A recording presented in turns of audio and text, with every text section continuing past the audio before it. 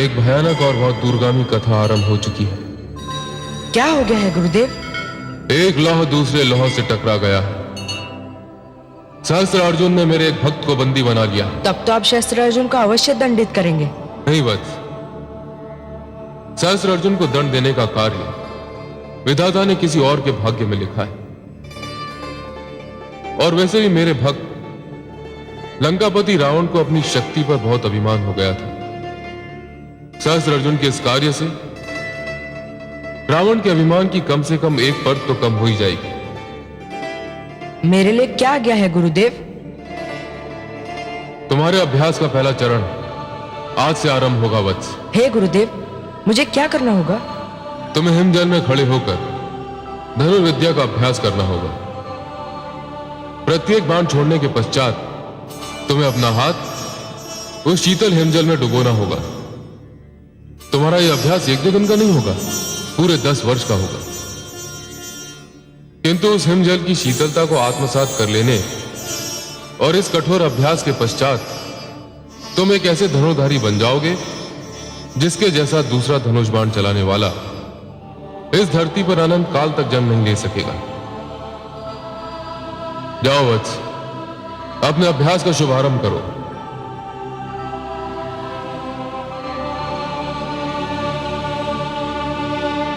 जाओ वत्स।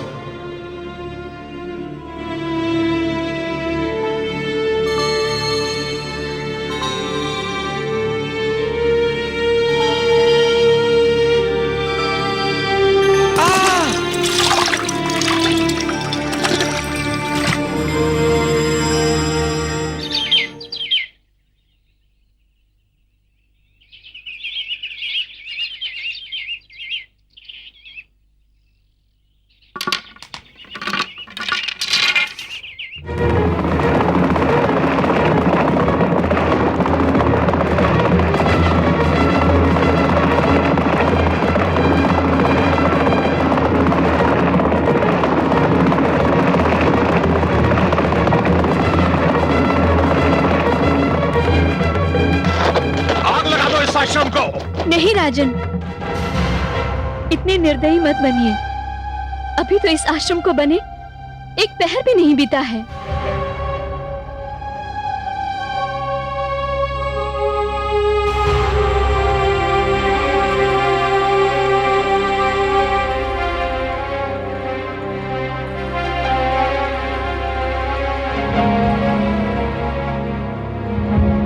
रुक जाओ सैनिकों। क्या आप नहीं चाहती कि आश्रम को आग लगा दी जाए? कौन चाहेगा राजन कि उसके परिश्रम को निर्दिन अग्निज्वाला की भेंट चढ़ाया जाए? तो एक काम कीजिए, एक दिन हमारे राजभवन आइए। हो सकता है कि ऋषि और हमारे बीच कोई संधि का मार्ग निकल आए।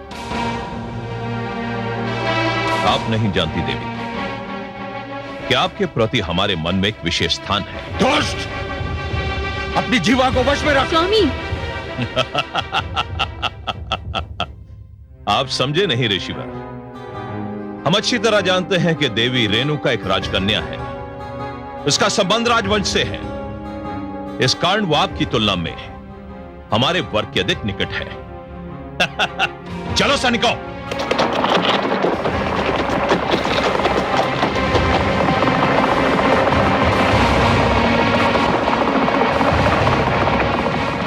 तुमने मुझे क्यों रोका रेणुका? मैं उस दुष्ट को उसकी दुष्टता का उत्तर अवश्य देता। स्वामी वो पागल है और पागल कभी किसी की नहीं सुनता। वो केवल अपनी कहता है और मैं नहीं चाहती स्वामी कि वो किसी प्रकार की हानि आपको पहुंचाए।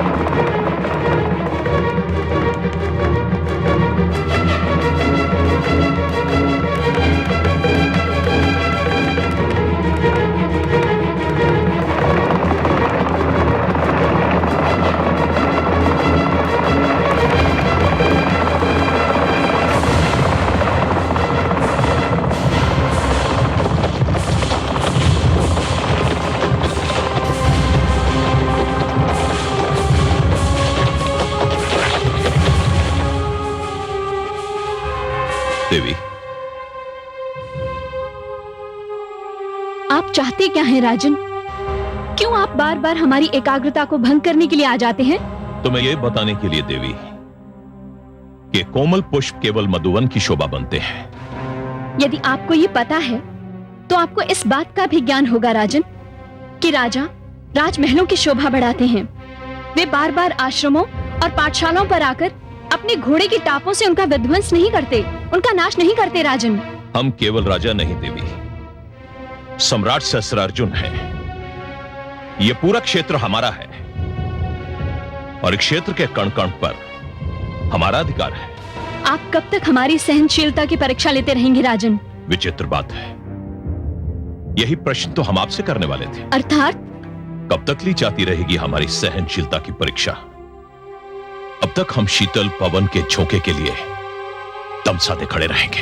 प्रतीक्षा करते करते एक दिन तुम्हारा दम घुट जाएगा राजन। मैं सहस्त्रार्जुन हूं देवी, इससे पहले मैं अपने हर प्रतिद्वंदी की सांसें छीन लूंगा। राजन, किस प्रतिद्वंदी की बात कर रहे हैं आप? यदि आप अब भी नहीं समझे ऋषिवर, तो कभी नहीं समझ पाएंगे। तो फिर आप ही समझा दीजिए ना राजन। कोई आवश्यक नहीं ऋषिवर कि हर बात हर एक की समझ में आ जाए। समझने वाले स्वयं ही समझ लेते हैं। चल!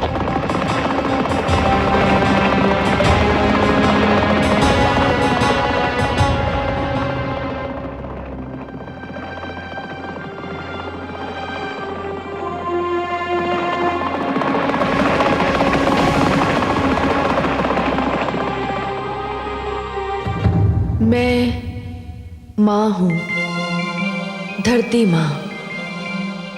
ठिठुरते पानी में, कपकपाते शीत में बालक परशुराम ने अपने गुरु शिव शंकर के आदेश पर धनुर्विद्या का कठोर अभ्यास आरंभ किया था। हर दिन उस बालक के धैर्य की परीक्षा कर रहा था, पर वो हर परीक्षा में सफल होता रहा और इस प्रकार 10 वर्ष बीत गए।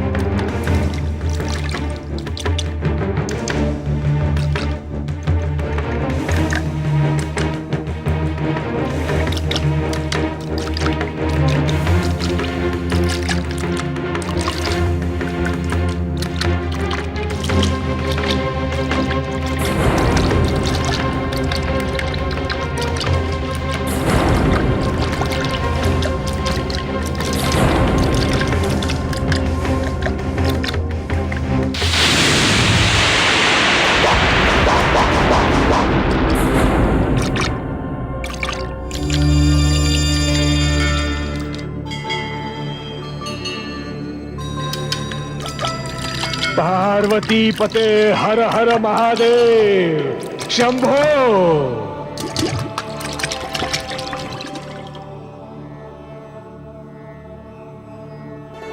शंभो, हे शिव शंभो, शंभो। उठो वत्स। शंभो, इस कठिन अभ्यास के फलस्वरूप, जो किसी भी प्रकार एक कठोर तपस्या से कम नहीं था, तुमने अपने आप को धनुर्विद्या का सर्वोत्तम जानकार बना लिया है। शंभो। इस हिमजल की शीतलता को सहन करके तुमने अपने आप को एक ऐसा आचार्य बना लिया है जिसका उदाहरण ना अभी तक कभी हुआ है, ना ही भविष्य में होगा। धन्यवाद गुरुदेव।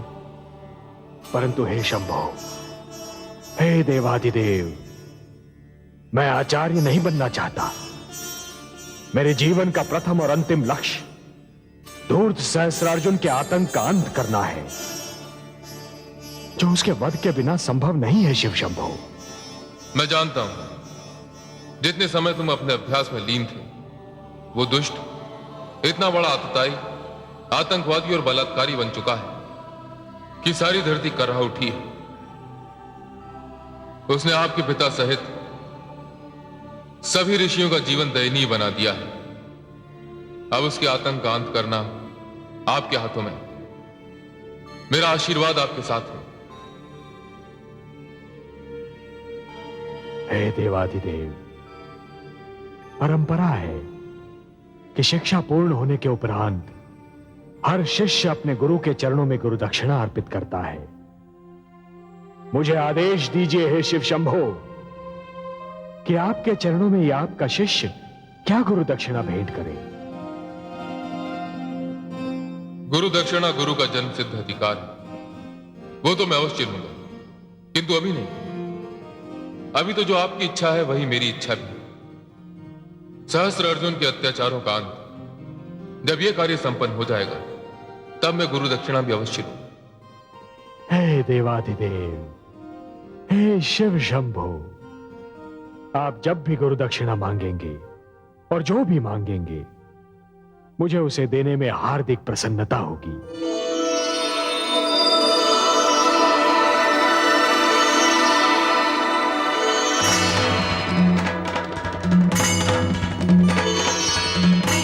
ये लीजिए, आज से पिनाक धनुष आपका हुआ। इसे अपने साथ ले जाइए, परंतु सहस्त्र अर्जुन को समाप्त करने के लिए यह धनुष पर्याप्त नहीं होगा। अतएव मैं आपको एक ऐसा शस्त्र दूंगा जिसका शस्त्र के रूप में प्रयोग अभी तक नहीं हुआ है। एक ऐसा शस्त्र जो आपकी पहचान बनेगा, जिसका नाम आपके नाम के साथ सदा के लिए जुड़ जाएगा।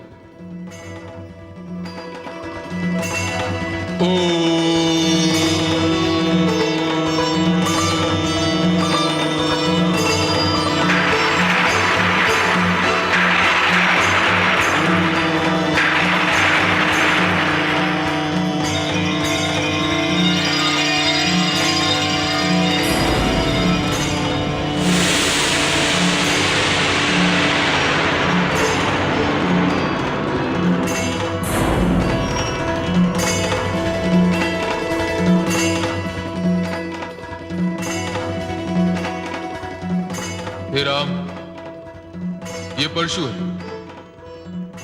इसे लीजिए और अपने अभियान का शुभारंभ कीजिए। इस परशु के कारण आपका नाम परशुराम होगा। आप अनंत काल तक इसी नाम से जाने जाएंगे। ये परशु आपकी पहचान बनेगा।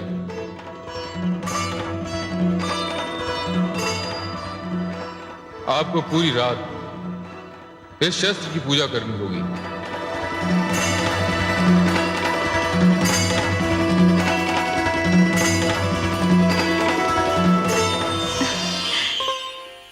बधाई हो कमल नयन, बहुत बहुत बधाई हो। मैं न कहती थी कि आपका अंश अवतार यदि हमारे शिव शंभू के पास जा रहा है तो वहां से कुछ ऐसा ही लेकर लौटेगा जो आज तक कभी किसी ने नहीं पाया। हे पद्मनाभ, जिस प्रकार ताल कभी किसी को प्यासा नहीं लौटने देता, उसी प्रकार हमारे शिव शंभू के द्वार से कभी कोई रिक्त हाथ नहीं लौटता। उन्होंने आपके अंश अवतार को न केवल ऐसा शस्त्र दिया है जिससे कोई नहीं बच सकता, वरन एक ऐसा नाम भी दिया है जिसे सदा के लिए संसार स्मरण रखेगा। बधाई के लिए बहुत धन्यवाद महादेवी, परंतु सत्य पूछिए तो मैं ये निर्णय ही नहीं कर पा रहा हूं कि इस अवसर पर मुझे हर्षित होना चाहिए या चिंतित। क्यों? आप ऐसा क्यों कह रहे हैं कमल नयन? आपका अंश अवतार सहस्त्रार्जुन के आतंक को मिटाने जा रहा है, ये तो हर्ष का विषय है। इसमें चिंता की क्या बात है? महादेवी, सारा संसार मुझे पालनहार के रूप में जानता है और मेरा ये अंशावतार हिंसा के मार्ग का पथिक होने जा रहा है। ये तो ऐसा हुआ महादेवी जैसे श्रावण की घनघोर घटा वर्षा के स्थान पर सूरज की तपती किरणें लुटाने लगे। ये तो परस्पर विरोधी बात हुई ना महादेवी? कदापि नहीं। हे सर्वेश्वर, जो पालनहार होता है वही संरक्षण भी देता है और जो संरक्षण करता है वही सुरक्षा भी देता है। मानव की सुरक्षा के लिए शस्त्र उठाना हिंसा नहीं होता। आपका अंशावतार वही कर रहा है जो उसका धर्म है। आपने साधारण स्थितियों में मानव के लिए पालनहार का चरित्र निभाया है, परंतु जब भी उस पर अत्याचार हुआ है आपने पाप विनाशक बनकर सुरक्षा प्रदान की है। यही तो आपके चरित्र का सौंदर्य है। इसी ने आपको आराध्य बनाया है। इसीलिए आपको चिंतित होने की कोई आवश्यकता नहीं। किन शब्दों में आपका आभार प्रकट करूं महादेवी। मेरे मन का बोझ हल्का करने के लिए ऐसे सुंदर शब्दों का चयन केवल आप ही कर सकती थी, और ये शब्द अपना सौंदर्य केवल आप ही की मधुर वाणी से प्रकट कर सकते थे। आपने मेरी सारी चिंता मिटा दी। आपको कोटि कोटि धन्यवाद।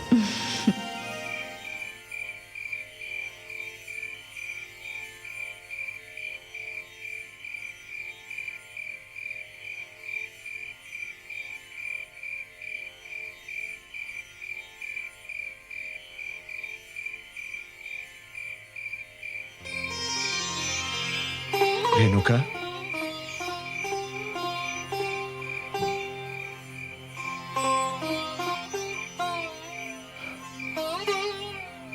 रेणुका, क्या सोच रही हो रेणुका?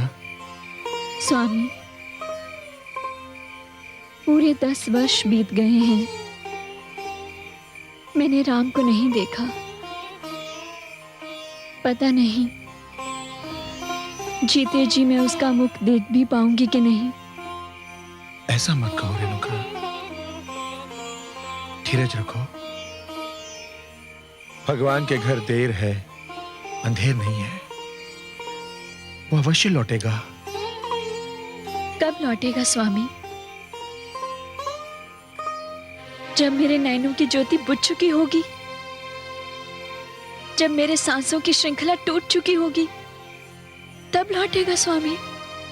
ऐसा मत कहो रेणुका, मुझे पूरा विश्वास है कि अब उसके लौटने में अधिक समय नहीं है। और फिर वैसे भी हमारे शेष 4 पुत्र तो हमारे साथ ही है ना। पिताश्री, क्या बात है पुत्रों? लगता है उस दुष्ट सहस्त्रार्जुन को हमारे इस ठिकाने का भी पता चल गया। हाँ पिताश्री, उसके सैनिक तो इसी ओर आ रहे हैं।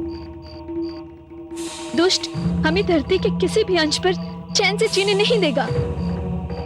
जिसने अपनी शक्ति का दुरुपयोग करने की ठान ली हो रेणुका, उसका सामना धीरज और सहनशीलता से किया जा सकता है। समाप्त हो गई है मेरी सहनशीलता, टूट गए हैं मेरे धीरज के बांध। अब मैं और धीरज नहीं धर सकती स्वामी। तो और हम कर भी क्या सकते हैं? मैं स्वयं दुष्ट सहस्त्रार्जुन के समक्ष जाऊंगी स्वामी। क्या? और तुम उसके समक्ष पहुंचकर क्या करोगी? मैं उससे ये कहूंगी स्वामी कि आतंक और अत्याचार की भी एक सीमा होती है। कदाचित एक स्त्री की फटकार सुनकर उसे लज्जा आ जाए। नहीं रेणुका, मैं आपको उसका परामर्श नहीं दूंगा। क्यों स्वामी? देखो रेणुका, सहस्त्रार्जुन जो कुछ कर रहा है वो जानबूझकर कर रहा है, सोच समझ कर कर रहा है। लज्जा, आचरण, सभ्यता और शालीनता जैसे शब्द उसने अपने शब्दकोश से निकाल फेंके हैं। आप उसकी भाषा समझ नहीं पाएंगी और वो आपकी भाषा समझना नहीं चाहेगा। रेणुका, आपको वहां जाने से कोई लाभ नहीं होगा। स्वामी, मैं एक ऋषि पत्नी भी हूं और एक राजकन्या भी। इसलिए मुझे भली भांति ज्ञात है कि राजाओं से किस प्रकार की भाषा में बात की जानी चाहिए। मेरा विश्वास कीजिए स्वामी, जिस प्रकार मैं सहस्त्रार्जुन से बात करूंगी, उसकी निर्लज्जता का कवच चीर चीर हो जाएगा।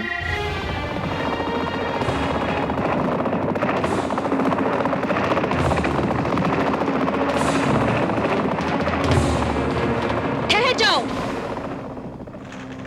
क्यों आए हो यहाँ? आपको यह स्थान छोड़ना होगा। क्यों?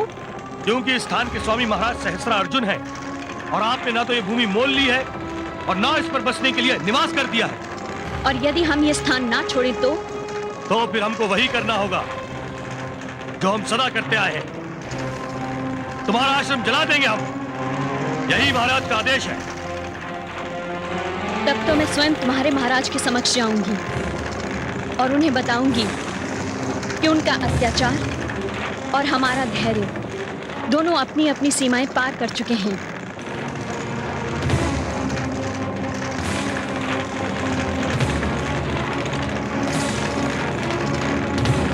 रेणुका, आप चिंता ना करें स्वामी, मैं शीघ्र लौट आऊंगी।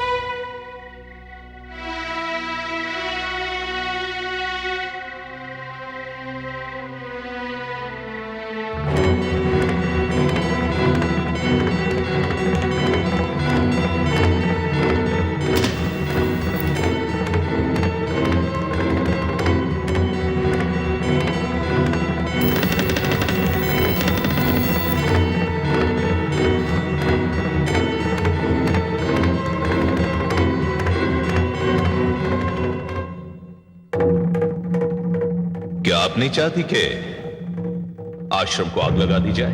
कौन चाहेगा राजन कि उसके परिश्रम को नित दिन अग्निज्वाला की भेंट चढ़ाया जाए? तो एक काम कीजिए, एक दिन हमारे राजभवन आइए। हो सकता है कि ऋषि और हमारे बीच कोई संधि का मार्ग निकला है। आप नहीं जानती देवी कि आपके प्रति हमारे मन में एक विशेष स्थान है। आप समझे नहीं ऋषिवर। हम अच्छी तरह जानते हैं कि देवी रेणुका एक राजकन्या है। उसका संबंध राजवंश से है। इस कारण वो आपकी तुलना में हमारे वर्ग के अधिक निकट है। यदि आप अब भी नहीं समझे ऋषिवर, तो कभी नहीं समझ पाएंगे। तो फिर आप ही समझा दीजिए ना राजन। कोई आवश्यक नहीं ऋषिवर कि हर बात हर एक की समझ में आ जाए। समझने वाले स्वयं ही समझ लेते हैं। कोई आवश्यक नहीं ऋषिवर कि हर बात हर एक की समझ में आ जाए। समझने वाले स्वयं ही समझ लेते हैं।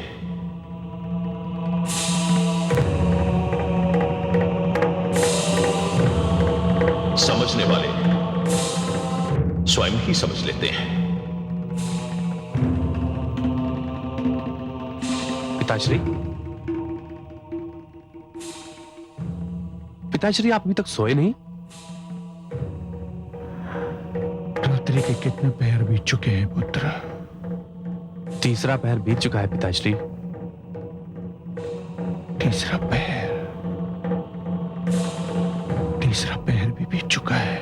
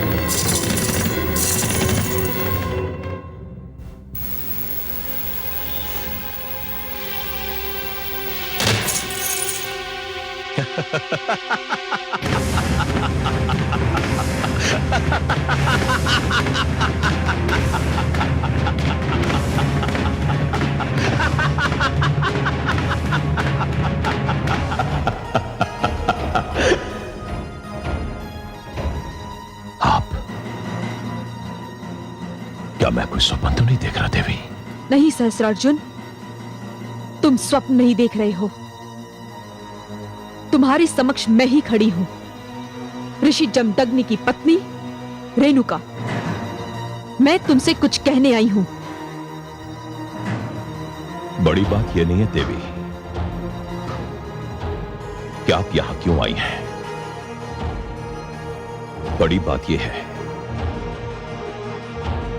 कि इस धरती की सबसे सुंदर स्त्री मेरे कक्ष में, मेरे समक्ष, मुझे अपनी आंखों पर विश्वास नहीं हो रहा देवी। तुम जैसे भोगी और विलासी व्यक्ति की दृष्टि को नारी में सौंदर्य के अतिरिक्त और कुछ कहां दिखाई देता है? नारी के मान, सम्मान, उसके मातृत्व, इन सब गुणों से तो तुम अनभिज्ञ हो, अपरिचित हो। और ये कोई गुण नहीं है, अभिशाप है सहस्त्रार्जुन। सुंदरता तो हर नारी का सर्वश्रेष्ठ गुण है देवी। आप क्या जाने, आपको पहली बार देखकर फिर देखना, बारंबार देखना मेरे जीवन की इच्छा बन चुकी थी। ये रूप, ये यौवन, ये सौंदर्य इस योग्य है कि आप जैसी स्त्री मुझ जैसे राजा के राजभवन की शोभा बने। यह तो दुर्भाग्य है, अत्याचार है कि तुम जैसी सुंदर स्त्री को ऋषि जमदग्नि जैसे ऋषि के रूखे सूखे जीवन का अंश बनना पड़ा। आओ सुंदरी, मेरी फैली हुई बाहें तुम्हारे निवास का सुंदरतम स्थान है। रुक जाओ सहस्त्रार्जुन, वासना में अंधे होकर ये ना भूलो कि मैं महान ऋषि जमदग्नि की पत्नी हूं और उनके 5 पुत्रों की माता भी। और समस्त संसार एक ऋषि पत्नी को माता की श्रेणी में रखता है।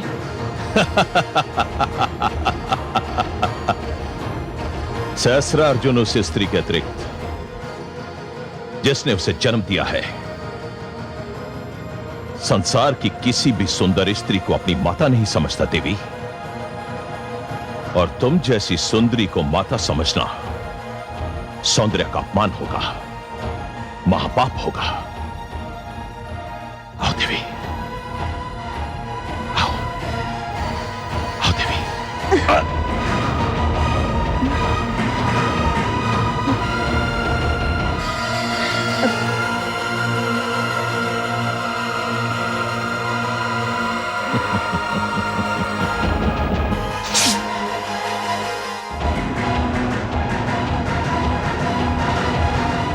दुष्ट, तुझे सहस्त्र बाहुओं का बल केवल तेरे शत्रु के लिए मिला था, किसी नारी के सम्मान के साथ खेलने के लिए नहीं।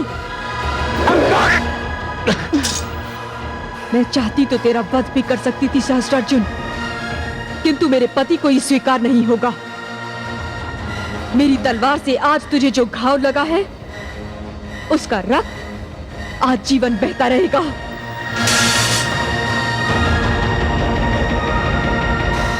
आप धन्य हैं देवी रेणुका, आप धन्य हैं। महादेवी देखा आपने, देवी रेणुका ने नीच सहस्त्रार्जुन को यह दिखा दिया कि नारियों का अनादर करने वालों के साथ कैसा व्यवहार होना चाहिए।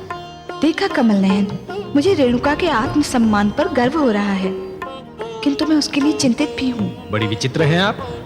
जब मुझे चिंता होती है तो आप मुझे सांत्वना देती हैं, और अब आप स्वयं चिंताग्रस्त हैं। अच्छा बताइए, आपकी चिंता का कारण क्या है? मैं स्त्री हूँ कमल नयन, इसी कारण मैं पुरुष के स्वभाव को भली भांति जानती हूँ। संदेह पुरुष के स्वभाव का एक विशेष अंग है। दूसरों, विशेषतया स्त्रियों के चरित्र पर संदेह करना उसके लिए सरल है, और कभी कभी उसे इस संदेह में आनंद भी आता है। महादेवी, मैं आपकी बात समझने का प्रयास अवश्य कर रहा हूँ, पर समझ नहीं पा रहा हूँ। रेणुका अपने पति को कष्ट सहते देखकर व्याकुल हो उठी थी।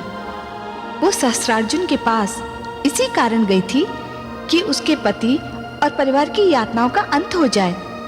उसे विश्वास था कि इस प्रकार वो सहस्त्रार्जुन के मन में लज्जा जगा सकेगी और अपने पति को उसके आतंक से छुटकारा दिला सकेगी। परंतु अब मुझे लगता है कि उसका ये विश्वास किसी संदेह की धारा में बहने वाला है। कोई है? कोई है? क्यों? ये घाव दिखाकर अपने सेवकों से भी अपने वीरतापूर्ण कार्य की बधाई लेना चाहते हैं? महारानी, जब वो ऋषि कन्या यहाँ खड़ी थी, तब ये तहरती वाणी मूक क्यों हो गई थी? मृत्यु के भय ने आपको उस स्त्री के सामने आत्मसमर्पण के लिए विवश कर दिया, जिसके साथ आप बलात्कार जैसा घिनौना पाप करने जा रहे थे। महारानी, आप पत्नी होने की सीमा का उल्लंघन कर रही हैं। मैंने तो केवल एक पत्नी होने की सीमा का उल्लंघन किया है, किंतु आपने तो गौ माता की चोरी करा के क्षत्रिय धर्म और पूर्वजों की दी हुई संस्कृति की सीमा का उल्लंघन किया है। ऋषियों के आश्रम जलाकर आचरण की सीमा का उल्लंघन किया है। व्यभिचारी और विलासी बनकर समाज की हर सीमा का उल्लंघन किया है। और आज तो आपने एक पतिव्रता नारी, एक आदर्श माता और एक आदरणीय देवी के सम्मान पर आक्रमण करके मानवता की हर सीमा का उल्लंघन कर डाला। महारानी मृण्मयी, बस। यदि एक भी शब्द मुंह से निकला तो आप मेरी हत्या कर देंगे, यही कहना चाहते हैं ना आप? तो ये इच्छा भी पूरी कर लीजिए। मैं स्वयं भी इस अपमानजनक जीवन से ऊब चुकी हूं, परंतु मेरी एक बात सुन लीजिए। आज आपने जो किया है, उसके क्या परिणाम होंगे, आप उसकी कल्पना भी नहीं कर सकते। मैंने यहां किसी को इसलिए पुकारा था कि वो मेरे घावों पर लेप लगाए, इसलिए नहीं कि वो मेरे घावों पर नमक छिड़के। जो घाव आपके शरीर पर है, उसका तो उपचार संभव है, किंतु जिस घाव से आपकी आत्मा आहत है, उसका कोई उपचार नहीं। महारानी, हाथ क्यों रोक लिया स्वामी? काश आज आपने मुझे इस जीवन से मुक्ति दे दी होती, जो एक लाचार नारी के अश्रुओं में भीगा हुआ है। विश्वास कीजिए, मृत्यु इस जीवन से कहीं श्रेष्ठ है, जो संतों को पीड़ित, नारियों को दुखी और शिशुओं को रोते देखकर भी कुछ नहीं कर सकता। आज मुझे अपने समस्त दुखों से मुक्ति मिल गई होती।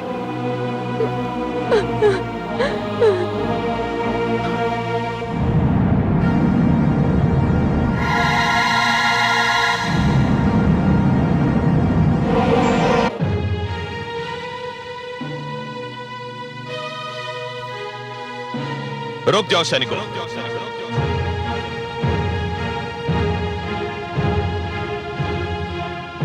तो एक काम कीजिए, एक दिन हमारे राजभवन आइए, हो सकता है कि ऋषि और हमारे बीच कोई संधि का मार्ग निकल आए।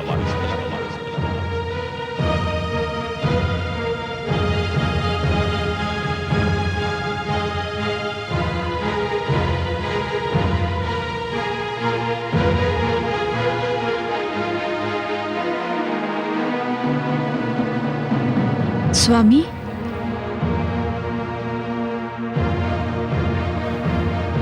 कहां थी तुम? आप तो जानते हैं स्वामी। जानता तो मैं बहुत कुछ हूं, परंतु तुम्हारे मुख से सुनना चाहता हूं, और वो ही सुनना चाहता हूं। स्वामी, आपके नेत्रों से जो कुछ झांक रहा है, उसे जीवन में मैं पहली बार कोई संज्ञा देने में अपने आप को असमर्थ पा रही हूं।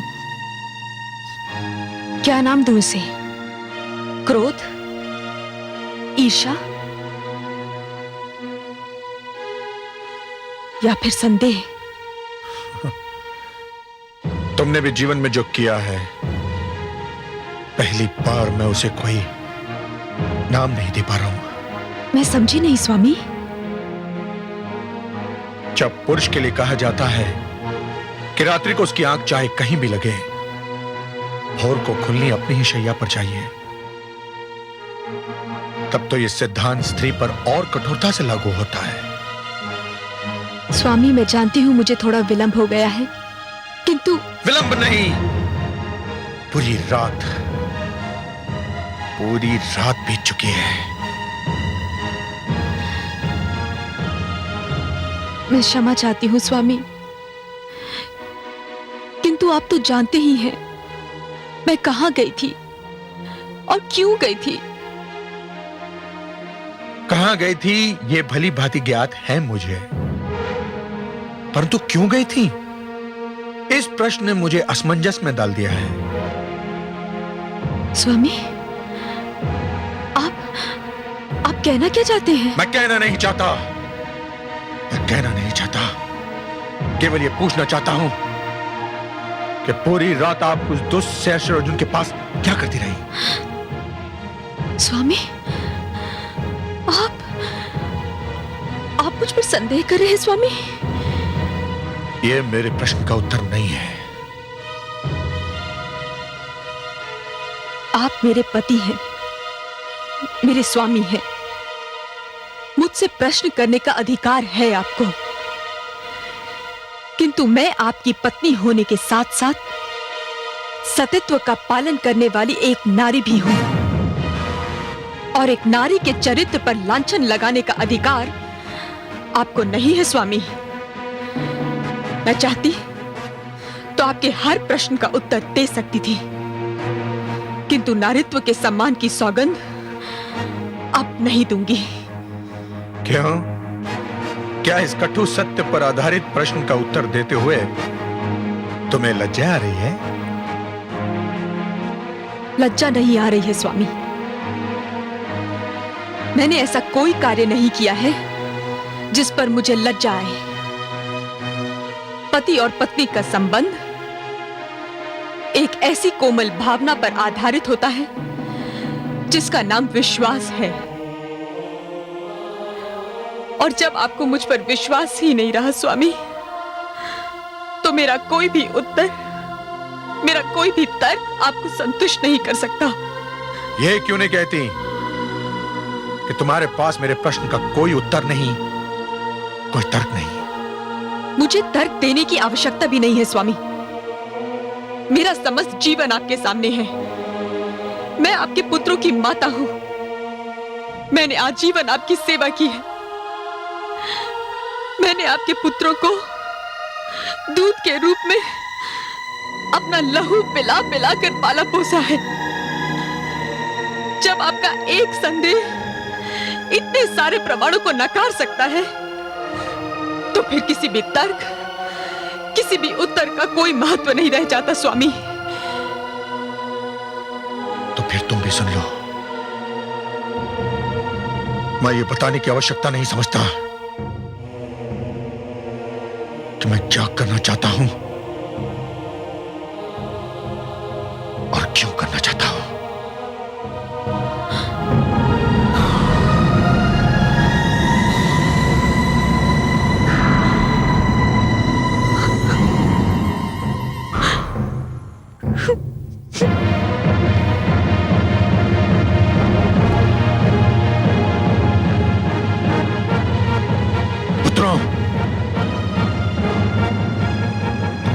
माता ने मेरे तुम्हारे समस्त परिवार के आदर सम्मान को धूल में मिला दिया है। उसने हम सबको लज्जा के सागर में डुबो दिया है। हम सब किसी को मुंह दिखाने के योग्य नहीं रहे। हम कुछ समझे नहीं पिताश्री। समझने की आवश्यकता भी नहीं है। आवश्यकता केवल इसकी है कि समस्त संसार ये जान ले कि एक ऋषि के परिवार के आदर सम्मान को धूल में मिलाने वाली स्त्री को क्या दंड मिलना चाहिए। पुत्रों, मैं तुम्हें आदेश देता हूं कि जाओ और अपनी माता का सिर इसी पल उसके धड़ से अलग कर दो। जाओ। ये क्या कह रहे हैं आप? क्या मैं किसी अपरिचित भाषा में बात कर रहा हूं? मैंने कहा कि वध कर दो उसका। वध कर दे? किंतु क्यों? मुझे तुम्हारी माता के चरित्र पर संदेह है। क्षमा करें पिताश्री, या तो आपसे कहने में कुछ भूल हो रही है या फिर हमसे सुनने में कुछ भूल हो रही है। ना तो मुझसे कहने में कोई भूल हो रही है और ना ही तुमसे सुनने में। सत्य तो यह है कि मुझे तुम्हारी माता के चरित्र पर अब विश्वास नहीं रहा। किंतु ये कैसे संभव है पिताश्री? क्या मेरी बात पर विश्वास नहीं है तुम्हें? किंतु हमें माताश्री के चरित्र पर भी विश्वास है। अर्थात तुमको मेरे कथन से मिथ्या की गंध आ रही है? नहीं पिताश्री, किंतु हमारी रगों में दौड़ते रक्त से आज भी माताश्री के मातृत्व की सुगंध उठ रही है, और ये सुगंध हमें ये बताने के लिए पर्याप्त है कि ये मातृत्व एक चरित्रवती स्त्री का है। दूसरे शब्दों में तुम चारों मेरे आदेश को नकार रहे हो, अपनी मर्यादा का उल्लंघन कर रहे हो, पाप कर रहे हो तुम लोग। पिताश्री, हमें ज्ञात है कि पिता की आज्ञा का पालन न करना पाप है, किंतु माता का वध करना भी महापाप है। किंतु कोई ना कोई पाप तो करना ही होगा। अब यह निर्णय ले लो कि तुम्हें कौन सा पाप करना है। मेरे प्रश्न का उत्तर क्यों नहीं देते? चुप क्यों हो? पिताश्री, यदि हमारे भाग्य में पाप करना लिखा है तो हम पहला पाप करेंगे, किंतु माताश्री का वध करके उनके रक्त से अपने हाथ रंगने का महापाप कदापि नहीं करेंगे पिताश्री। दुर्भाग्यशाली हो तुम, दुर्भाग्यशाली। अपराध किया है तुम चारों ने, और इस अपराध के लिए मैं तुम लोगों को जीवन भर क्षमा नहीं करूंगा। चले जाओ यहां से, दूर हो जाओ मेरी दृष्टि से।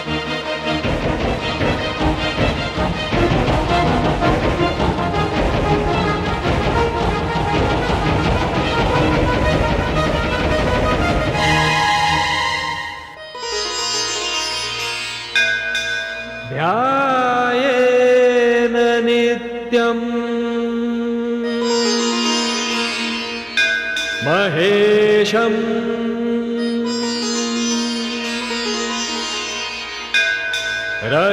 रजतगिरिनिभं चारुचन्द्रावदंसम्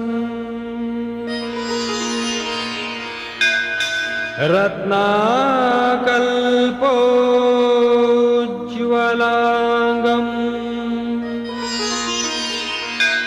परशुमृगवराभीतिहस्तम् प्रसन्नम् पद्मासीनं समन्तात्सुतम्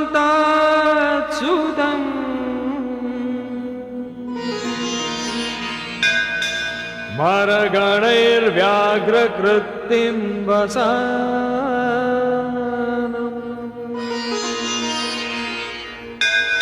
विश्वाद्यम् विश्ववन्द्यम् निखिलभयहरम्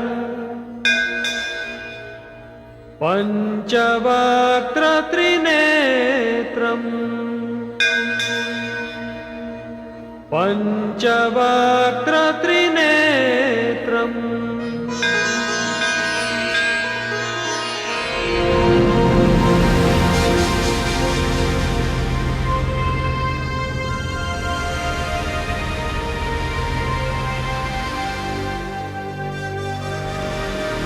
शंभो!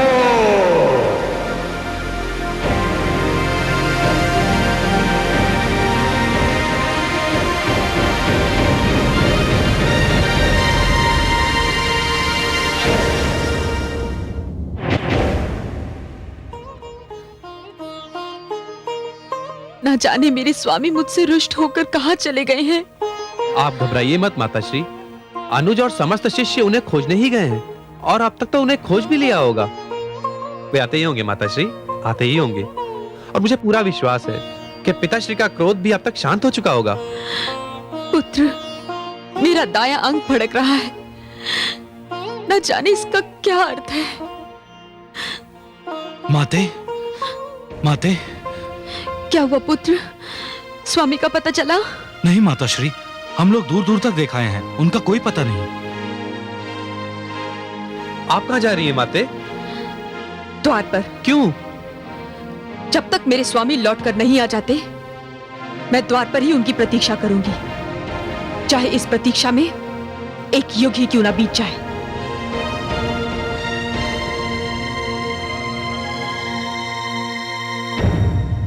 मैं मां हूं, धरती मां। रेणुका ने तो अपनी समझ से अपने पतिव्रता होने का प्रमाण दिया, परंतु मुझे चिंता ये हो रही है कि कहीं एक नई प्रथा की नींव ना पड़ जाए कि पति चाहे जो करे और चाहे जहां चला जाए, पत्नी को उसकी प्रतीक्षा करनी होगी। हालांकि जो कुछ हुआ उसमें रेणुका का कोई दोष नहीं। रेणुका ने तो केवल अपने पति के आश्रम और अपने परिवार को बचाने की चेष्टा की थी। उसके चरित्र पर संदेह करने का पाप तो ऋषि जमदग्नि ने किया था। यदि किसी को दंड मिलना चाहिए तो ऋषि जमदग्नि को मिलना चाहिए, क्योंकि उन्होंने एक कठिन घड़ी में अपने विद्वान और ज्ञानी होने का प्रमाण नहीं दिया। समय आया तो वो भी एक साधारण पुरुष की भांति व्यवहार करने लगे। मैं जानती हूं कि संदेह एक ऐसा रोग है जिसका कोई उपचार नहीं, और मुझे भय है कि ऋषि जमदग्नि का झूठा संदेह कोई भयानक घटना बनकर सामने आने वाला है।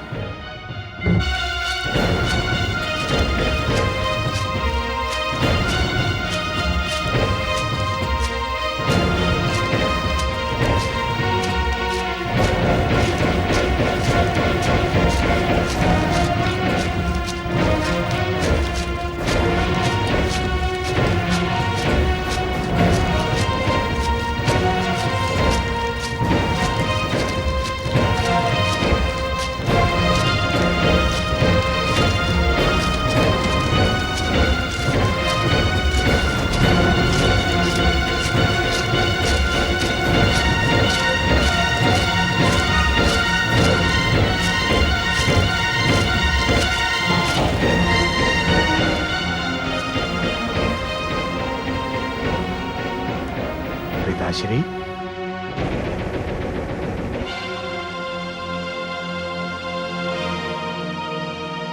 पिताश्री,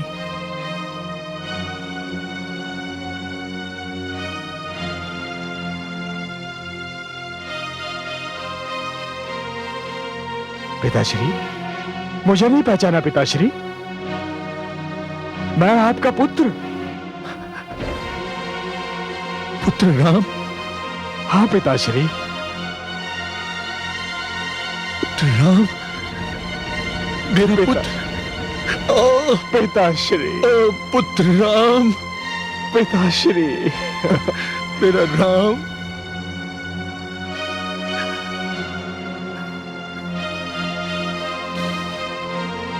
पुत्र राम, मेरा राम। किंतु पिताश्री, अब मेरे गुरुदेव महादेव ने मेरा नाम परशुराम कर दिया है। परशुराम?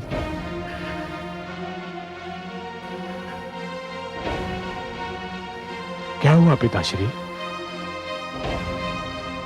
मेरे लौटने से आपको प्रसन्नता नहीं हुई क्या? प्रसन्नता तो अवश्य हुई है पुत्र, किंतु इस बात का विश्वास नहीं है कि ये प्रसन्नता कितने क्षण और जीवित रहेगी। आप ऐसा क्यों कह रहे हैं पिताश्री? तो क्या कहूं, मेरे चारों पुत्रों ने मेरे आदेश का तिरस्कार किया है, तो मैं पांचों से क्या अपेक्षा करूं और क्यों करूं? मेरे अग्रजों ने आपका तिरस्कार किया? क्या किया उन्होंने पिताश्री? मैंने उन्हें कुछ करने का आदेश दिया था, परंतु उन्होंने नहीं माना। जीवन में पहली बार मुझे ऐसे अनादर का अनुभव हुआ है। मुझे तो अपने आप में लज्जा आ रही है। पिताश्री, मुझे खेद है कि मेरे अग्रजों ने आपको दुख पहुंचाया, परंतु अब तो मैं आ गया हूं। आप मुझसे कहिए, मुझे आदेश दीजिए कि आप क्या चाहते हैं। आपका आदेश तो भगवान का आदेश है, पितृदेवो भव। और यदि तुमने भी मेरे आदेश से असहमति प्रकट की तो? पिताश्री, मैं असहमति क्यों प्रकट करूंगा? आप आदेश देकर तो देखिए, मैं आपके आदेश का अवश्य पालन करूंगा। मुझे वचन देते हो पुत्र? पिताश्री, वैसे वचन की कोई आवश्यकता है तो नहीं, किंतु यदि मेरे वचन से आपकी सांत्वना होती है तो मैं आपको वचन देता हूं कि आप जो भी आदेश देंगे, मैं बिना कोई प्रश्न पूछे आपके आदेश का पूर्णतया पालन करूंगा। चिरंजीवी भव पुत्र, चिरंजीवी भव। आज तुमने मुझे वो प्रसन्नता दी है जो किसी भी पुत्र ने अपने पिता को नहीं दी होगी। किंतु अब तो बता दीजिए पिताश्री कि आपका आदेश है क्या?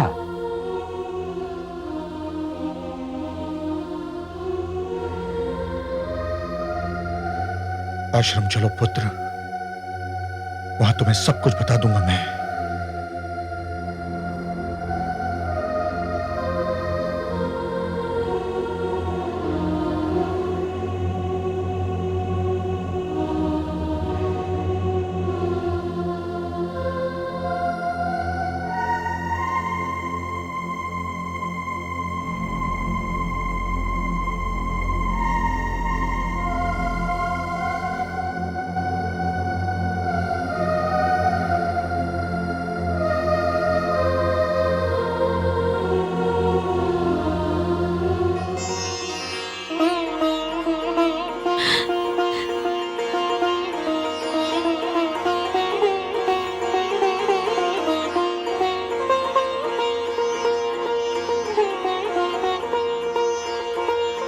स्वामी, स्वामी आ रहे हैं, किंतु साथ में ये नवयुवक कौन है?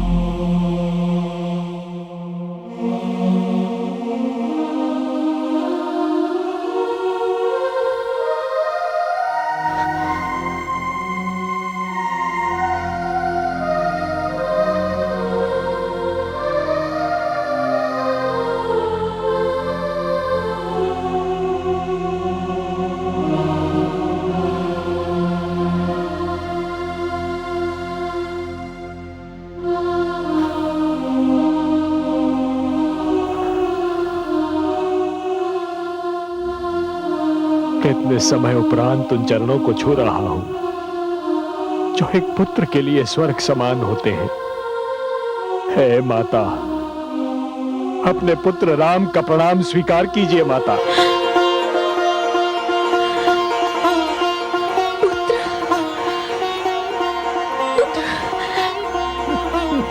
मेरा राम। हाँ माता। राम, राम तुम आ गए पुत्र। हाँ माता।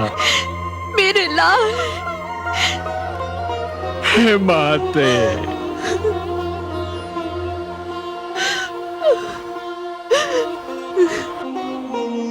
इसी क्षण के लिए तो मैं जी रही थी पुत्र। माता, हे माते।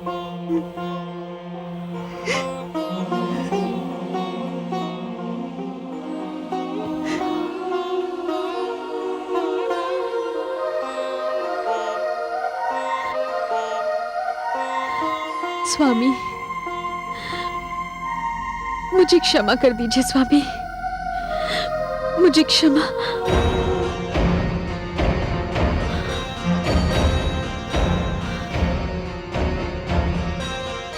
स्वामी,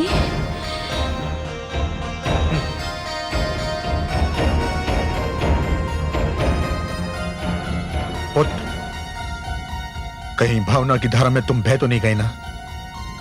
तुम्हें अपना वचन स्मरण है ना? तो काट दो अपनी माता का सर।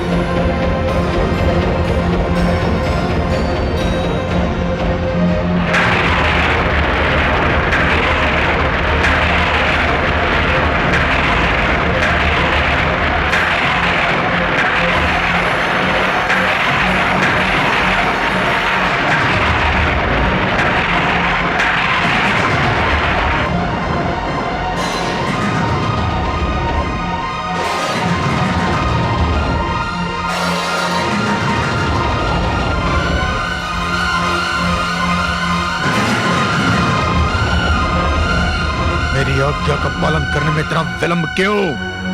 काट दो अपनी माता का सर।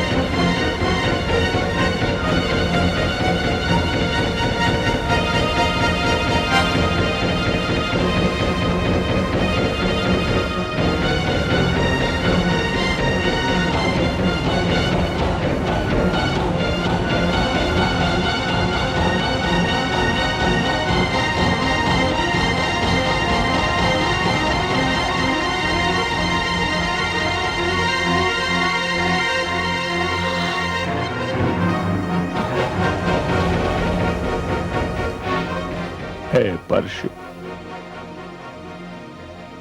तुझे मैं अपने गुरु शिव शंकर का दिया हुआ वरदान समझूं या अपने दुर्भाग्य का प्रतीक? तुझे मैंने पाया था मानवता के शत्रु सहस्रार्जुन का वध करने के लिए। तुझे मैंने पाया था अपने माता पिता के शत्रु सहस्रार्जुन का वध करने के लिए।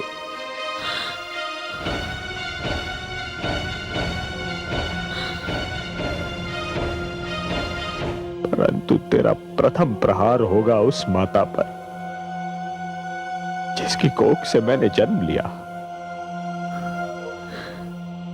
जिसकी गोद में मैंने अपने जीवन का प्रारंभ किया, जिसके प्रेम के ऋण से मेरा रोम रोम बिंधा हुआ है, जिसका प्रेम मेरे जीवन की महानतम पूंजी है, जिसके चरण स्पर्श करने के लिए मैं वर्षों से तड़प रहा था।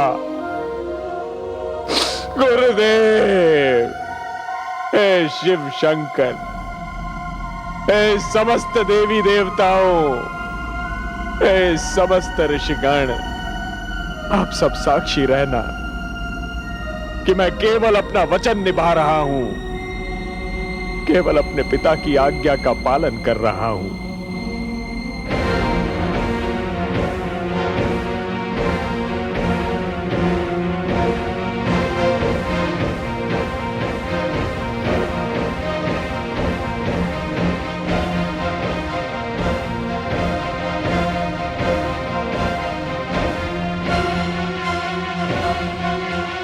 हे माता,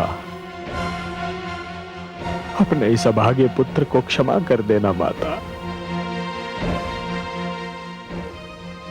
मैं वो करने जा रहा हूं जो आज तक किसी पुत्र ने नहीं किया होगा, और ईश्वर ना करे कि आज के उपरांत किसी पुत्र को करना पड़ जाए।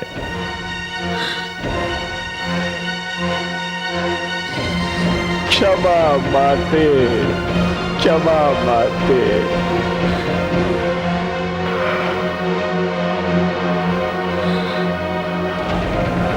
क्षमा माते, क्षमा क्षमा माते, क्षमा, क्षमा माते, क्षमा माते, क्षमा।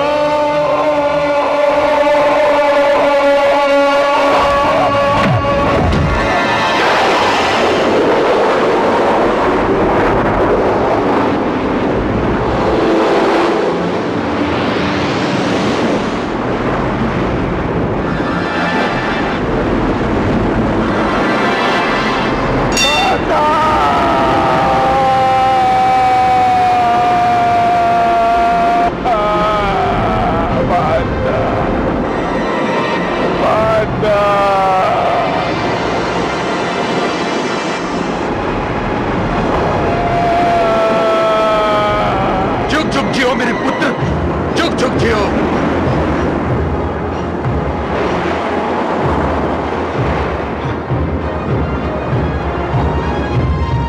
जुग जुग जियो मेरे पुत्र, जुग जुग जियो, जुग जुग जियो पुत्र।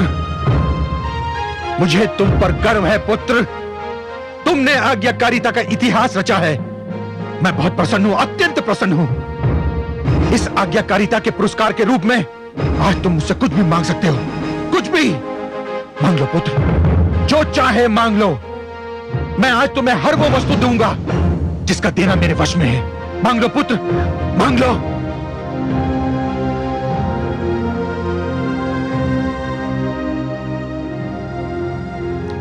आप सत्य कह रहे हैं पिताश्री? क्या मैंने जीवन में कभी असत्य कहा है पुत्र? क्या चाहते हो तुम?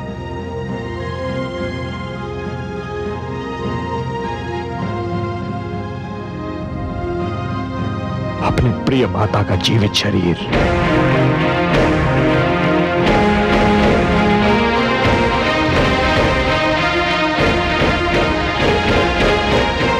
क्या क्या कहा तुमने? मुझे मेरी जीती जागती माता दे दीजिए। वो माता जिसके बिना इस जीवन का हर पल मेरे लिए नर्क समान है। पिताश्री, मुझे अपनी माता के जीवन के अतिरिक्त और कुछ नहीं चाहिए, और कुछ नहीं चाहिए। अब चुप क्यों है पिताश्री? मैंने आपको आदेश पालन का वचन देने में एक क्षण का भी संकोच नहीं किया था। आप अपना वर देने में इतना संकोच क्यों कर रहे हैं? मैं संकोच नहीं कर रहा हूं पुत्र, परंतु सत्य तो यही है कि मैं इस वरदान के लिए तैयार नहीं था।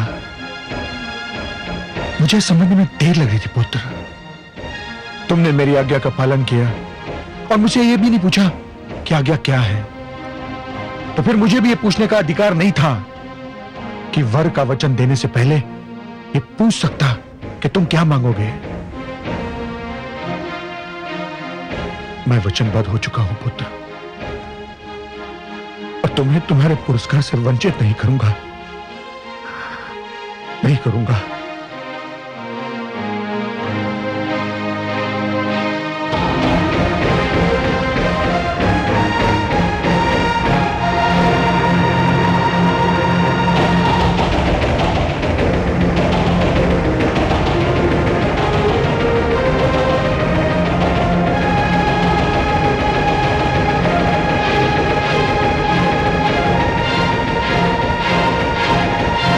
कलश जल लाओ।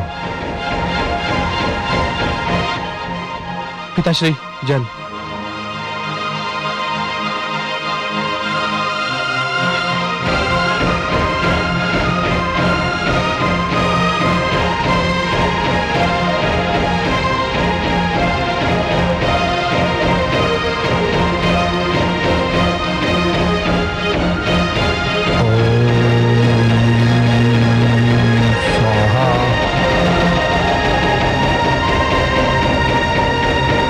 ओम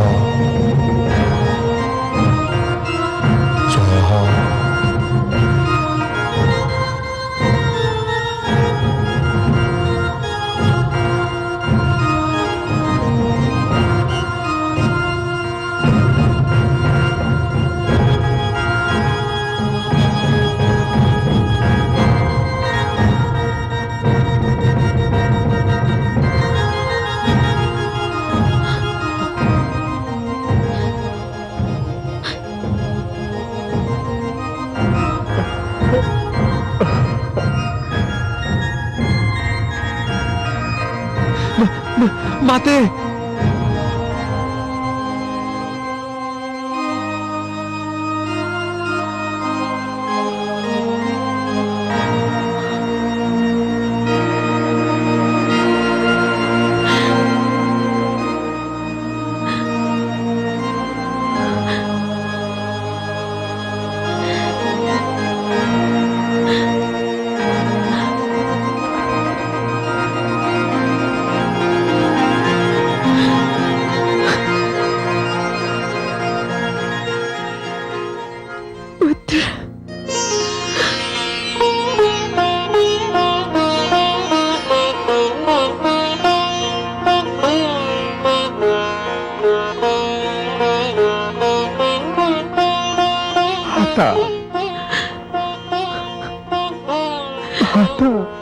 माता,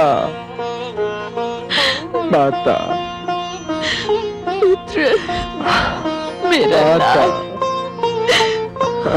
पुत्र, हे माता,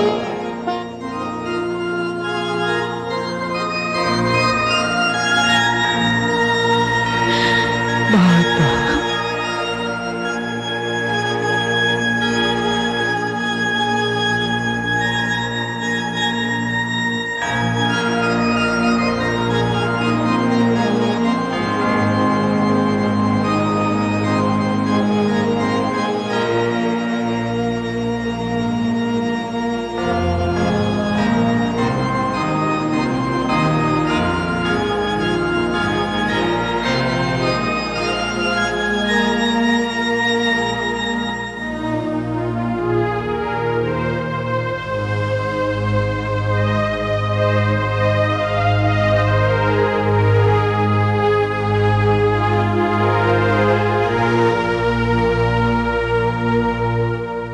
जब व्यक्ति महान बनने लगते हैं तो ऊंचाइयों को छूने लगते हैं।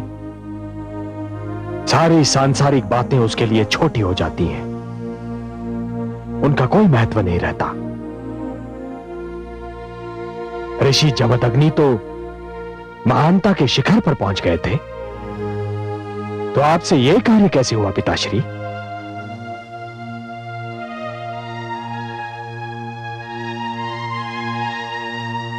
तुम्हारी माता उस दुष्ट सहस्रार्जुन से मिलने गई थी। आने में उसे विलंब हुआ। जब मेरी नित्य की पूजा का समय भी समाप्त हो गया, तब धैर्य ने मेरा साथ छोड़ दिया और मुझे तुम्हारी माता के चरित्र पर संदेह होने लगा। जब आप जैसे गुरु, आचार्य और शास्त्रज्ञ अपनी पत्नी के चरित्र पर केवल इसलिए संदेह करने लगे कि वो केवल कुछ समय के लिए आपकी दृष्टि से ओझल हो गई थी, तो फिर साधारण पति पत्नी के बीच परस्पर सम्मान और विश्वास कभी प्रस्थापित नहीं हो पाएगा पिताश्री। तो क्या मेरा संदेह निराधार था? सर्वथा निराधार। इस बिना सिर पैर वाले संदेह का केवल एक ही आधार हो सकता है पिताश्री, कि मेरी माता एक नारी है, और नारी के चरित्र पर संदेह करना एक पुरुष के लिए बड़ा सहज होता है। नारी को आतंकित करने का एक बड़ा सरल उपाय है। पिताश्री, आप तो एक आचार्य हैं।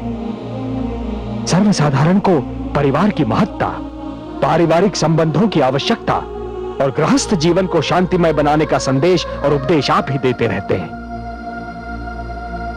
यदि आप जैसे आचार्य ही नारी के चरित्र पर संदेह करने लगेंगे, तो नारी के लिए इस धरती पर जीना नरक समान हो जाएगा। किंतु पुत्र, आज मुझे बोलने दीजिए पिताश्री, आज मुझे बोलने दीजिए, क्योंकि अनजाने में ही सही, परंतु जो दुर्भाग्यपूर्ण घटना घटी है, उस घटना का मैं भी एक भागीदार हूं। नहीं पुत्र, इसमें तुम्हारा कोई दोष नहीं है। तुमने तो केवल आज्ञाकारिता का धर्म निभाया।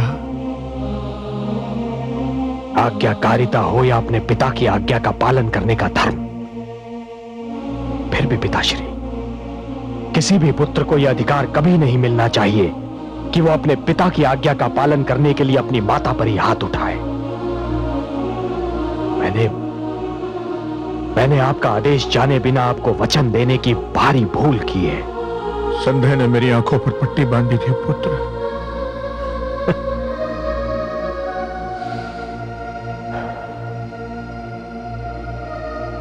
आज मुझे ज्ञात हुआ पिताश्री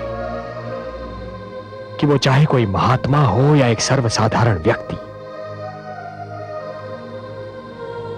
परंतु जहां बात एक नारी की आती है वो केवल एक पुरुष होता है, केवल एक पुरुष जो एक नारी को अपने से छोटा, अपने से अधम और अपने से निम्न श्रेणी का मानता है।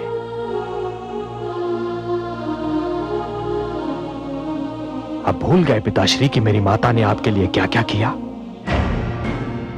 वो एक राजकन्या थी, राजभवन के ऐश्वर्य में उनका जन्म और पालन पोषण हुआ था, परंतु केवल आपके प्रेम के कारण उन्होंने एक ऋषि की कुटिया को अपना घर संसार बना लिया। उस प्रेम, उस त्याग और उस स्नेह का यही पुरस्कार मिलना था उन्हें? नहीं पिताश्री, नहीं। यह अन्याय केवल मेरी माता के साथ नहीं हुआ है, यह अन्याय तो समस्त नारी जाति के साथ हुआ है। घोर अन्याय, अक्षम्य अन्याय। शंभो शंभो शंभो।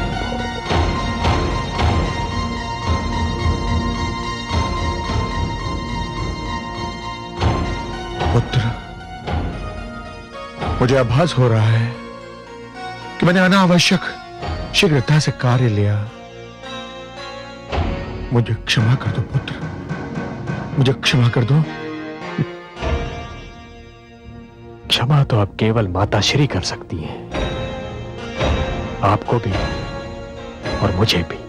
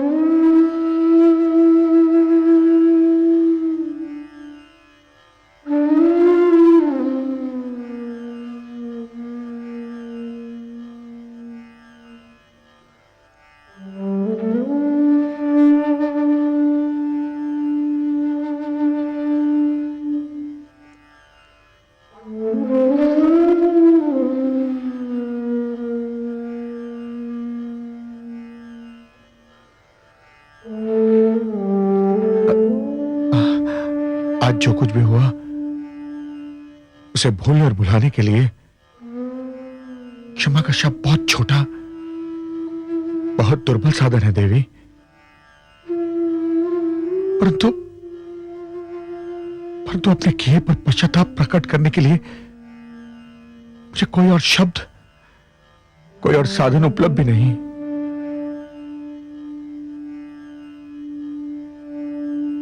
मुझे क्षमा कर दीजिए देवी, मुझे क्षमा कर दीजिए।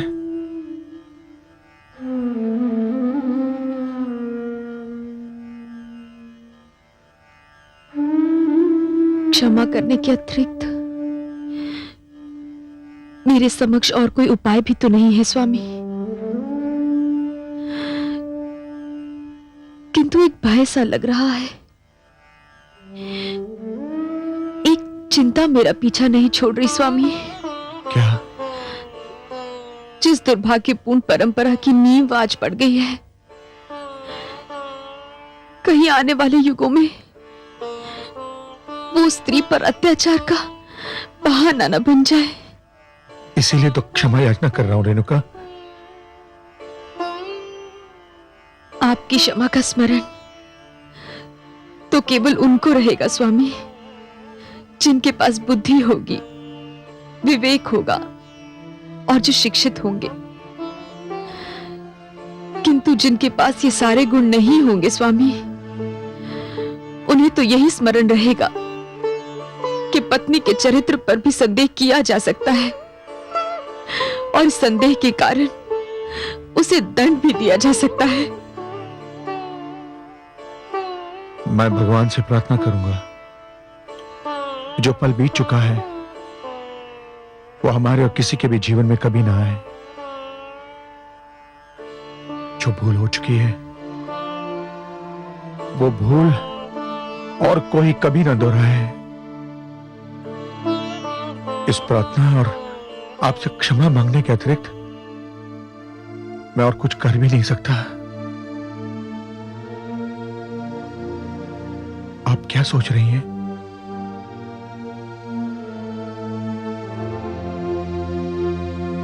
सोच रही हूं कि क्या कहूं स्वामी। मेरी नम्र विनती है कि इस घटना को भूल जाओ रेणुका। हाँ स्वामी,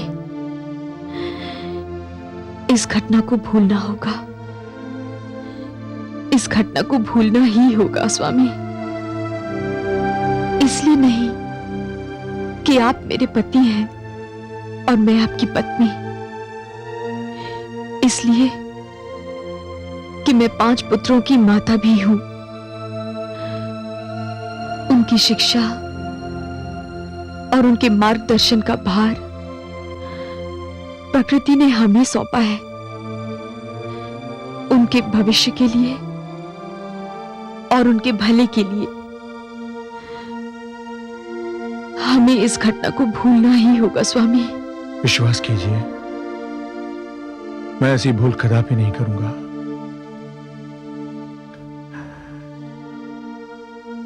देवी जैसी पत्नी के चरित्र पर संदेह करने का अपराध का दंड मुझे मिल चुका है और मुझे मिलता ही रहेगा।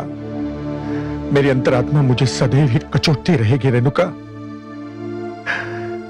मुझे क्षमा कर दो, मुझे क्षमा कर दो रेणुका। नहीं स्वामी, मुझे और लज्जित ना कीजिए। मैंने आपको क्षमा कर दिया है, अपने लिए, अपने पुत्रों के लिए और अपने परिवार के लिए। रेणुका,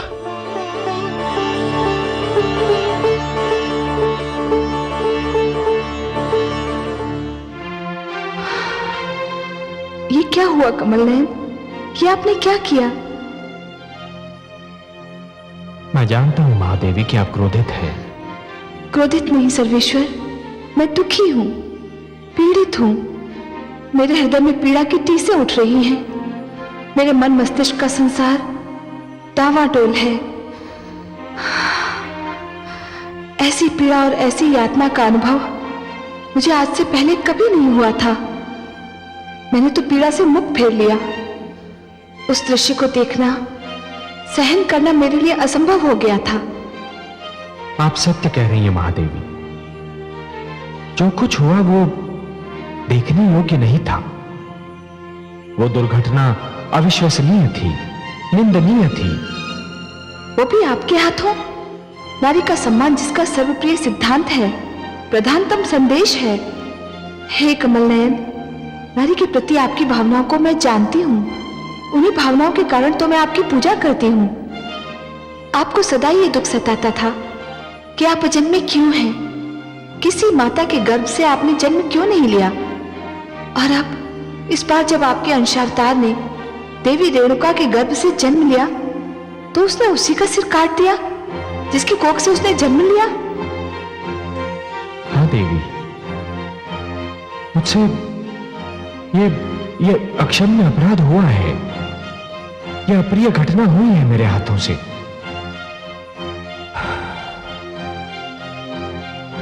और यदि माता रेणुका को दोबारा जीवन नहीं मिलता तो कदाचित ये दुष्कर्म मेरी अंतरात्मा का पीछा कभी नहीं छोड़ता। हर्ष की एक किरण न होती तो इस अंधकार में घटना के कारण सारी सृष्टि, मानव का सारा इतिहास एक गहरे और कभी न छटने वाले अंधकार में डूब जाता। देवी, यदि नियति ने मेरे हाथों से यह दुष्कर्म करवाया था तो उसका कोई कारण भी अवश्य रहा होगा। मुझे तो कोई कारण नहीं दिखाई देता। परंतु मुझे दिखाई देता है। क्या? इस दुर्घटना से मानव जाति को एक सीख लेनी चाहिए महादेवी।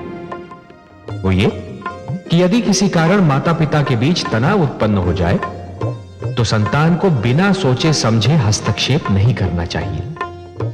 तनाव की वास्तविकता को जाने बिना किसी एक का पक्ष कदापि नहीं लेना चाहिए, क्योंकि यदि पितृ देवो भव सत्य है तो मातृ देवो भव उतना ही महान और उससे भी अधिक प्रबल सत्य है।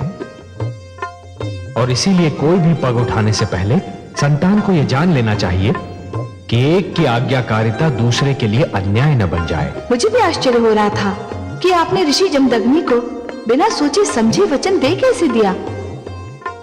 कदाचित इसलिए कि मुझे उनसे ऐसी आशा न थी, पर बिना सोचे समझे वचन देना एक भूल है महादेवी, जो कभी किसी को नहीं दोहरानी चाहिए। मैं तो माता रेणुका के आगे सिर झुकाती हूँ। इतना सब कुछ घट जाने के उपरांत भी उन्होंने अपने परिवार के सुख के लिए, अपनी संतान के कल्याण के लिए ऋषि जमदग्नि को क्षमा कर दिया। हाँ महादेवी, माता रेणुका वास्तव में महान है। आप कहाँ चली कमल नयन? महादेवी, मैं उसके पास जा रहा हूं जिसने एक सुखी घराने की नींव हिला दी, जिसने एक हंसते खेलते परिवार के जीवन में विष घोल दिया, जिसने एक पतिव्रता स्त्री और उसके विद्वान शास्त्रज्ञ पति के बीच संदेह की दीवार खड़ी कर दी। मैं उसके पास जा रहा हूं महादेवी, नीच सहस्रार्जुन के पास।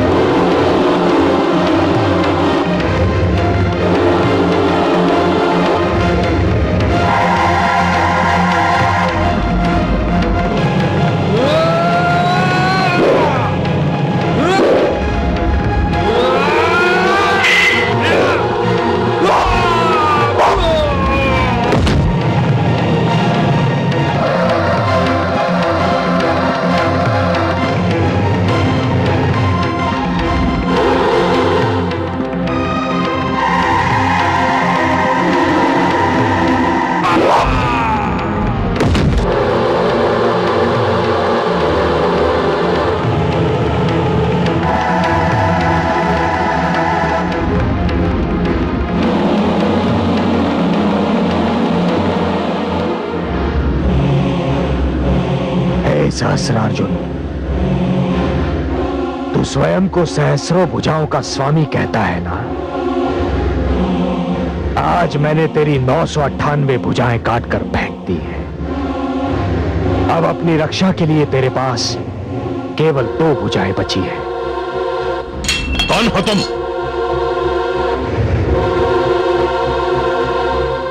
मैं वो हूं जो बाल्यकाल से तेरे अत्याचार का साक्षी रहा है।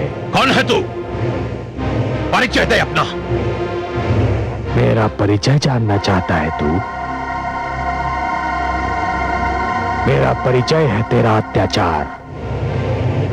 मेरा परिचय है वो अग्नि लीला जो आश्रमों और गुरुकुलों को समाप्त करने के लिए तू लगातार रचता रहा है। मेरा परिचय है उन आचार्यों, गुरुजनों, ऋषियों और विद्यार्थियों की कराहें जो तेरे आतंक का लक्ष्य बनते रहे हैं। हे कार्तवीर्य सहस्रार्जुन, मैं तेरे और तेरे वर्ग के अत्याचार के अंत की घोषणा हूं। एक अधर्मी के लिए धर्म का, अन्याय के लिए न्याय का और असत्य के लिए सत्य का प्रतीक हूं मैं ऋषि जमदग्नि का पुत्र राम हूं। वो राम जिसके हाथ में परशु है। मेरे राजभवन में पग रखने का साहस कैसे हुआ तुझको?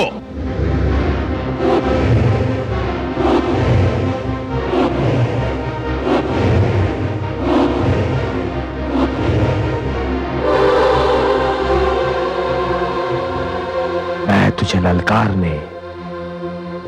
कर जगाने और जगाकर मारने आया हूं सहस्रार्जुन। कौन तू? मुझे मारेगा?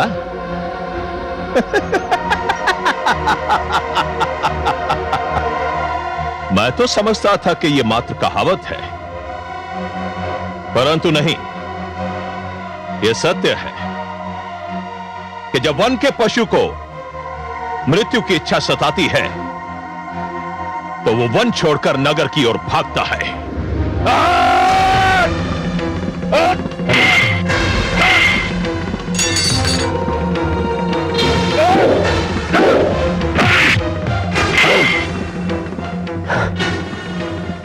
तुमने अपने शस्त्रों की परीक्षा कर ली, अब बारी मेरे परशु की है। जम्बो! नहीं, रुक जाओ। मैं नहीं जानती कि तुम कौन हो वत्स, परंतु मेरे पति को क्षमा कर दो। अपने हृदय पर हाथ रख के बताइए देवी, क्या आपके पति के अपराध क्षमा करने योग्य हैं? आपको तो अपने पति के केवल कुछ ही अपराध ज्ञात हैं, पर फिर भी कुछ भी हो, यह संभव नहीं कि मेरे होते हुए कोई मेरे पति का वध कर सके। मेरे समक्ष मेरे पति को कुछ हो जाए तो धिक्कार है मेरे पतिव्रता धर्म को। इनका वध करने से पहले तुम्हें मेरा वध करना होगा। देख लिया तूने जिस नारी जाति का तेरी दृष्टि में कोई आदर सम्मान ही नहीं, जिस नारी जाति को तू केवल काम वासना की तृप्ति का एक साधन समझता है, वैसी ही एक नारी आज तेरे और तेरे मृत्यु के बीच एक दीवार की भांति खड़ी है, और तुझे अपने मृत्यु से बचने के लिए एक नारी के पीछे छुपना पड़ रहा है। कायर, धिक्कार है, धिक्कार है। हे देवी, आप मेरे लिए माता समान हैं, और केवल इसीलिए मैं आज आपके पति को क्षमादान दे रहा हूं। परंतु यह स्मरण रहे देवी कि आपके पति की आयु बहुत लंबी नहीं है।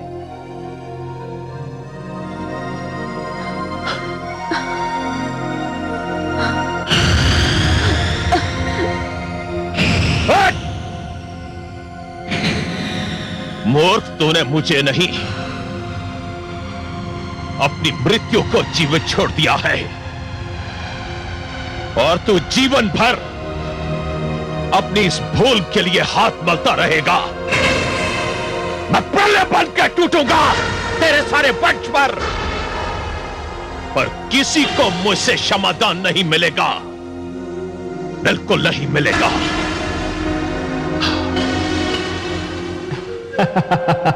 महादेवी, मैं आपको नतमस्तक होकर प्रणाम करता हूँ। मुझे क्यों कमल नयन? वास्तव में मैं प्रणाम तो समस्त नारी जाति को करना चाहता था, परंतु आप मेरे समक्ष थी तो मैंने आप ही को समस्त नारी समूह का प्रतिनिधि मान लिया। सत्य है कि बलिदान की यह भावना, ये स्नेह और निस्वार्थी प्रकृति केवल नारी को ही मिली है। हाँ कमल नयन, अपने पति के लिए अपने प्राण दांव पर लगा देना केवल नारी का ही स्वभाव है। अब देखिए ना, मृण्मयी जानती है कि उसका पति क्या है, क्या कर रहा है, पर जब उसके प्राणों पर संकट आया तो मृण्मयी ने अपने प्राण आगे कर दिए। हाँ महादेवी, नारी की यही भावना तो संसार में परिवार की कल्पना की दृढ़ नींव है, और इसी नींव पर पति पत्नी के नाते का विशाल भवन खड़ा होता है। मैं महारानी मृण्मयी को प्रणाम करता हूं नारी के प्रति आपका ये सम्मान ही आपको श्रेष्ठ और महान बनाता है।